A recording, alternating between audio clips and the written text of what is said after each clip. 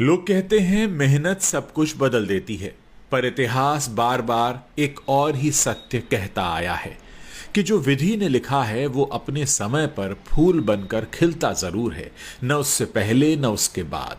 महाभारत में भीम जन्म से ही गदा युद्ध के अद्वितीय योद्धा थे, परंतु वो राजा नहीं बने। राज्य मिला उस युधिष्ठिर को जिसने पूरा जीवन संयम में रखा, फिर भी द्रौपदी का अपमान रोक नहीं पाया। क्या ये उनकी क्षमता की कमी थी? नहीं, ये विधि का विधान था।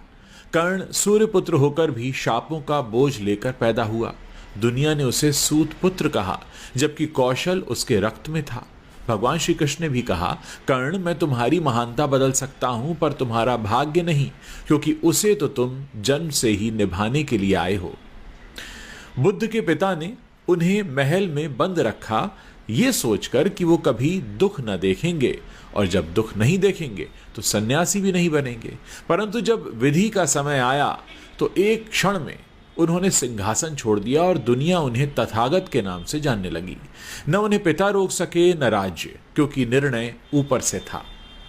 मीरा ने भी राजमहल छोड़ा, शाहजहां ने जेल में अपने अंतिम दिन गुजारे, छत्रपति शिवाजी महाराज का राज्य छीनने की सैकड़ों साजिशें हुई, पर जो उनका था वो किसी से हिम्मत नहीं हुई किसी में कि उनसे छीन पाए, क्योंकि वो भी विधि के संरक्षण में था। और आज भी कोई धन लेकर पैदा होता है, कोई संघर्ष लेकर पैदा होता है, कोई सुंदर देह पाता है, कोई सेवा का अवसर पाता है, किसी के जीवन में प्रशंसा लिखी है, किसी के जीवन में अपमान। ये संयोग नहीं है, ये निर्धारण है। मनुष्य केवल कर्म का अधिकारी है, पर परिणाम का नहीं, क्योंकि परिणाम वही लिखता है जो हमारे जन्म से पहले हमारे जीवन की पुस्तक में अंतिम पृष्ठ का अंतिम अक्षर तक भर चुका है। इसलिए सरल रहो, सहज रहो, कर्म करते जाओ, फल की चिंता उस पर छोड़ दो, क्योंकि मुहूर्त न जन्म का बदलता है न मृत्यु का। और जब ये दोनों ही निश्चित हैं तो बाकी सब हमारी पकड़ में तो है ही नहीं, सिवाय हमारे सदकर्मों के।